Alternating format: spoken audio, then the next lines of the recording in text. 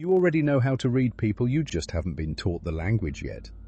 But here's the thing that nobody ever tells you in school, in relationships, or even in therapy. Every single person you meet is broadcasting their deepest fears, their hidden wounds, and their unspoken desires through everything they do. Not their words, their patterns, their hesitations, their reactions. And today, we're going to break down all 18 of Friedrich Nietzsche's psychological truths that will permanently change the way you see every human being you encounter, including yourself.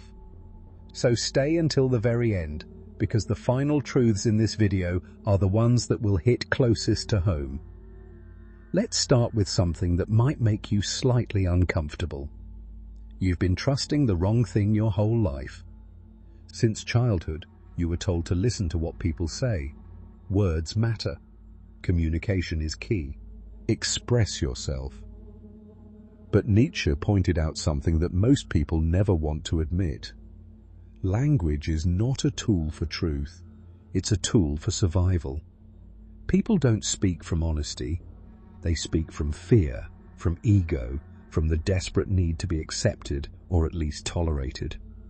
This brings us to truth number 1. Everyone is wearing a mask. And it's not because they're dishonest, it's because they're scared. From the moment we're born, society begins shaping us into acceptable versions of ourselves. We learn what gets us love and what gets us punished.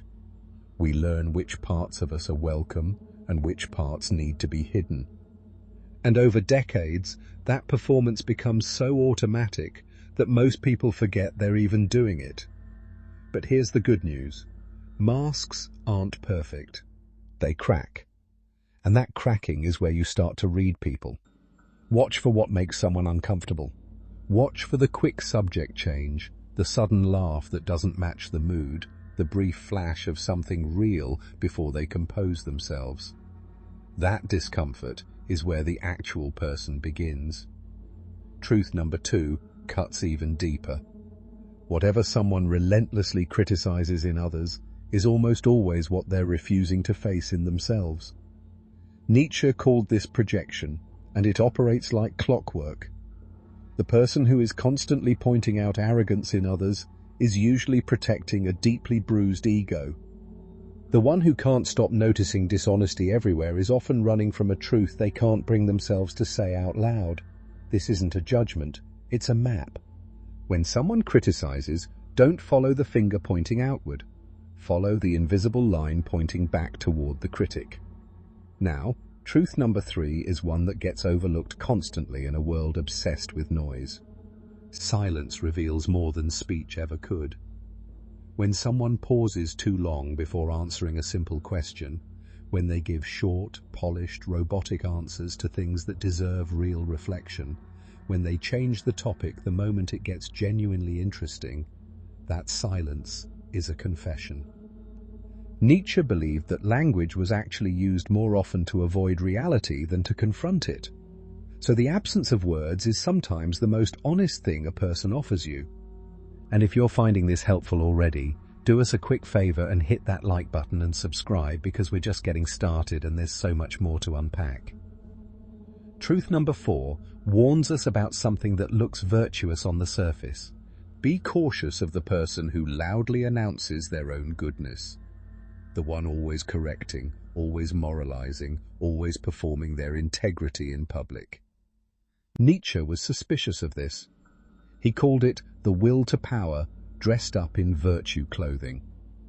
Real goodness doesn't require an audience. When someone needs others to witness their moral superiority, ask what they're actually compensating for. Truth number 5 changes the way you interpret every lie you've ever been told. People don't lie to you first. They lie to themselves first. When someone tells you they're fine when they clearly aren't, when they insist they're over something that still visibly haunts them, they're not necessarily trying to deceive you. They've just rehearsed that story so many times internally that they've started to believe it. Self-deception, in Nietzsche's view, isn't malice. It's a survival mechanism. And understanding that makes the inconsistencies in someone's story stop feeling like manipulation and start feeling like evidence. The cracks between what they say and what they show you are where the real truth lives. Truth number 6 closes out this first section with something that flips social hierarchy completely upside down. Where someone insists on being superior, you'll almost always find a deeply hidden inferiority. The person who constantly brings up their own achievements, who needs to control every room they walk into, who has to put others down to feel elevated, that person isn't operating from strength. They're operating from terror. Real, grounded confidence doesn't need to compete. It doesn't need to dominate. It simply exists.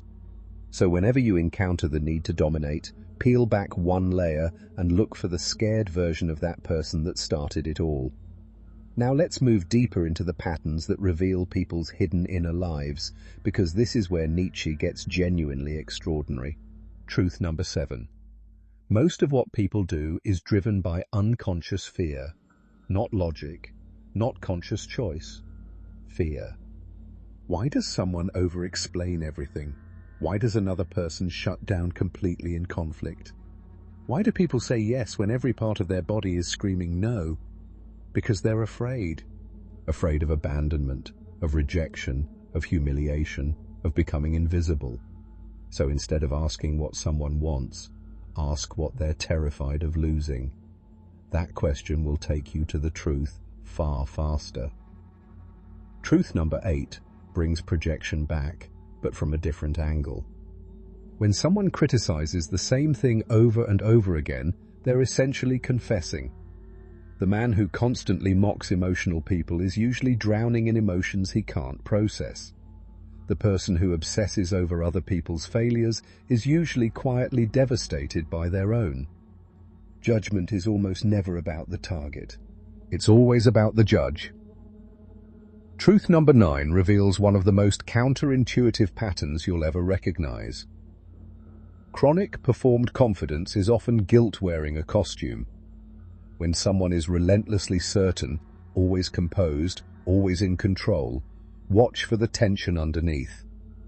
The clenched jaw, the defensiveness when questioned, the over-preparation.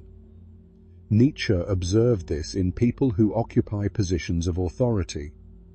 The performance of certainty is often a way to bury something they regret or a version of themselves they're trying to escape. Genuine peace doesn't need to perform. Truth number 10 is subtle, but once you see it, it becomes impossible to miss. People betray their deepest insecurities through exaggeration. The person who announces constantly that they don't care what anyone thinks cares enormously. The one who claims to always be happy almost certainly isn't. Exaggeration is volume. It's the ego trying to drown out doubt. When someone's statements sound too absolute, too extreme, too definitive, don't believe the surface. Read the insecurity underneath. Truth number 11. People who obsessively seek control are almost always managing inner chaos. When someone micromanages everything around them, when they can't tolerate uncertainty, when they need to dominate interactions to feel stable, it's not because they're powerful. It's because something inside them feels completely out of control. The tighter the grip on the outside world, the more fragile the inner landscape. Truth number 12 might be the most relevant truth in the entire age of social media. The louder the performance, the emptier the core. Constant self-promotion, curated perfection, endless look-at-me energy. Nietzsche would not have called this confidence. He would have called it desperation. When someone genuinely knows themselves, when they're genuinely whole, they don't need a constant audience. The performance is never a sign of strength. It's a quiet, desperate plea to be seen as enough. We're now entering the final and most powerful section. This is where we go from reading behaviors to reading souls. Truth number 13 will change how you experience every argument you ever have again. Nobody speaks from pure logic. They speak from pain. Every deeply held belief, Every passionate argument, every absolute worldview someone defends has an emotional wound underneath it. Someone who insists love is just a fantasy isn't stating a philosophical position. They're protecting a heartbreak. When you understand someone's logic as actually being a shield over their hurt, their arguments stop feeling like attacks and start feeling like armor. And you stop reacting. You start understanding. Truth number 14. Want to see someone's true character? Don't watch how they treat powerful people.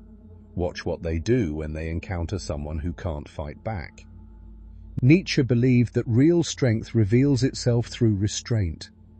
The person who can witness vulnerability without mocking it, who can forgive when punishment was an option, who can sit with someone else's pain without running, that person has already won the inner war. They have nothing left to prove. Truth number 15 explains something you've probably seen, but never quite named. When someone desperately needs to be the center of attention in every room, it's almost never about arrogance. It's about invisibility, the fear of being forgotten. The child who was overlooked becomes the adult who cannot bear silence, who creates drama and chaos and noise because the alternative feels like erasure. When you see someone who is too much, instead of being frustrated, ask what they're afraid will happen the moment they're not enough. Truth number 16 is one of Nietzsche's most confronting observations. The person being attacked is often the person being secretly envied. People don't tear down what they hate. They tear down what they secretly admire but feel they can never have or never be. Criticism is easier than admiration when admiration feels like a reminder of what you've lost or abandoned in yourself. Envy is just unspoken desire, and when you can see that in others, their pettiness stops having power over you. Truth number 17 is perhaps the deepest psychological insight in this entire list. People aren't acting from their current beliefs. They're replaying their childhood. The person who was never listened to becomes the person who constantly interrupts. The person who was punished for showing emotion becomes cold and unreachable. The person who had to earn love through performance becomes an adult who never stops auditioning. They believe they're making conscious choices, but they're actually running old scripts.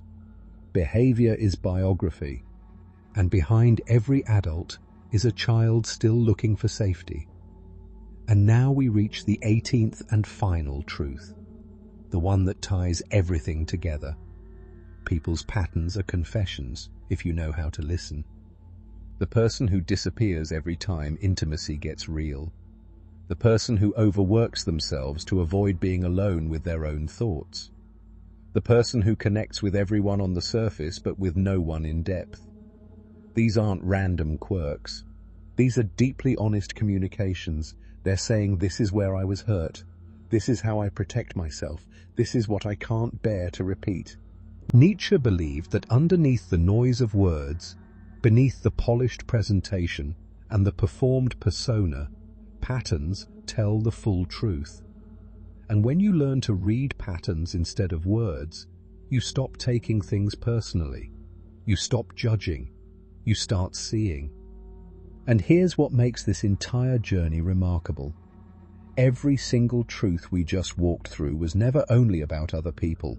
It was about you, your patterns, your projections, your childhood scripts, your masks.